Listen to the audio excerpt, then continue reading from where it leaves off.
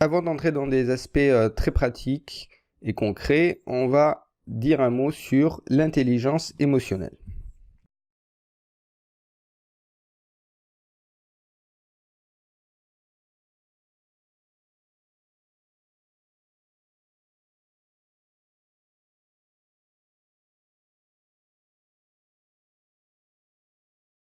Développer notre capacité émotionnelle, notre intelligence émotionnelle, c'est améliorer notre capacité à faire plusieurs choses.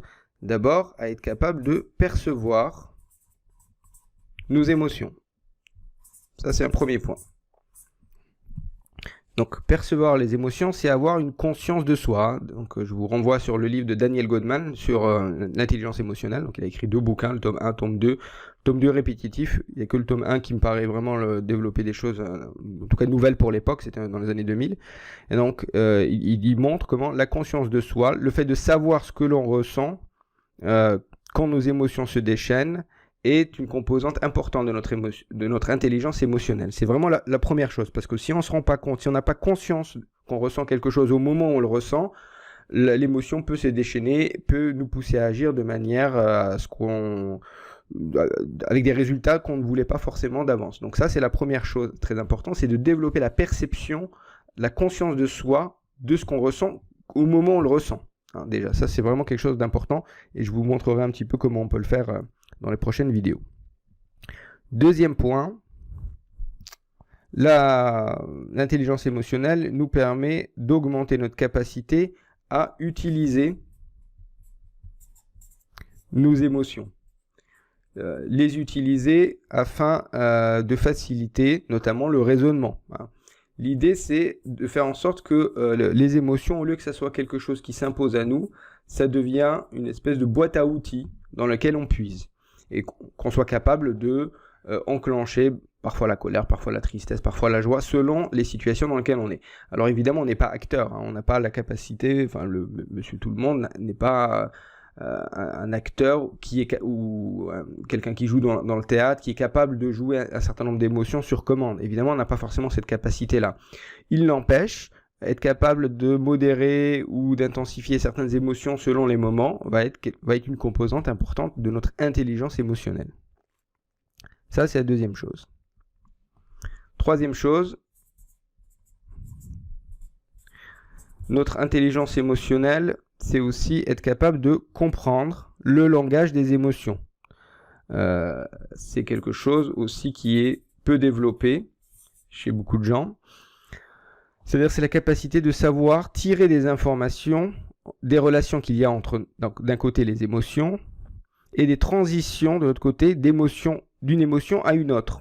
Parce qu'en fait, on ressent une émotion, mais en fait, cette émotion, à un moment donné, elle va vers une autre émotion, qui va encore vers une autre émotion. Donc, on est constamment pris dans une chaîne d'émotions qui se suivent. Donc, être capable déjà de comprendre la logique qu'il y a derrière, c'est un point important de notre intelligence émotionnelle. Mais c'est aussi savoir décrire précisément, en fait, nos émotions. Là aussi, ça fait partie du comprendre, hein. Une personne qui comprend bien les émotions, qui est capable de distinguer les émotions primaires, donc là aussi je vous donnerai des documents hein, en fin de ce cours sur les émotions, être capable de distinguer les différentes émotions de base, les émotions secondaires, les émotions liées, comme par exemple la joie et la fierté. La joie et la fierté, on croit que c'est la même chose, ben non, en fait il y a des nuances qui sont assez importantes. Voilà. Donc, être capable de comprendre justement ce langage émotionnel nous permet justement d'éviter des situations comme par exemple lorsqu'on peut ressentir une petite irritation, si on ne prend pas conscience, si on ne perçoit pas et si on ne comprend pas le sens de cette irritation, elle peut dériver vers une colère, voire une colère noire. Hein, c'est comme ça que en fait, vous voyez des gens qui explosent pour des détails, mais en fait, c'est pas des détails, c'est qu'au départ, il y a eu des choses qui se sont passées, ils les ont pas vues, ils les ont pas compris, et derrière, c'est que ça explose. Donc, comprendre est un troisième point important de notre intelligence émotionnelle. Quatrième point, anticiper. Avoir une intelligence émotionnelle, c'est être capable d'anticiper un certain nombre d'émotions. C'est être capable de relier, on va dire, les points entre eux. Alors, anticiper les émotions que l'on va ressentir dans diverses situations. Ça, c'est un premier point. Et le deuxième, c'est surtout en tenir compte. Hein. Donc, il y aura deux choses dans l'anticipation. Lorsque je vais, par exemple, à un rendez-vous professionnel crucial, très important, je dois être capable d'anticiper ce que je vais ressentir à ce moment-là. D'avoir une idée quand même, parce que j'ai déjà été dans des situations cruciales, et je sais ce que j'ai déjà ressenti, donc je suis capable d'anticiper. Et du coup, en anticipant, j'en tiens compte. En tenir compte, ça veut dire quoi? Ça veut dire que je vais mettre en place des choses afin soit d'intensifier l'émotion, si c'est une émotion qui convient à la situation. Donc, par exemple, si c'est une émotion de joie, bah, très bien.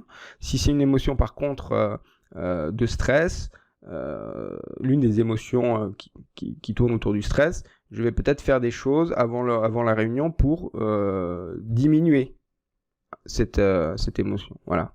Ou si au contraire je ne ressens aucun stress alors que c'est une réunion très importante, là aussi il peut y avoir un problème. Peut-être qu'il va falloir que j'augmente un petit peu mon stress parce que il faut que je sois vigilant. Hein. Il ne faut pas que je prenne le rendez-vous à la légère. Donc du coup, anticiper et en tenir compte est aussi une composante parmi d'autres de l'intelligence émotionnelle.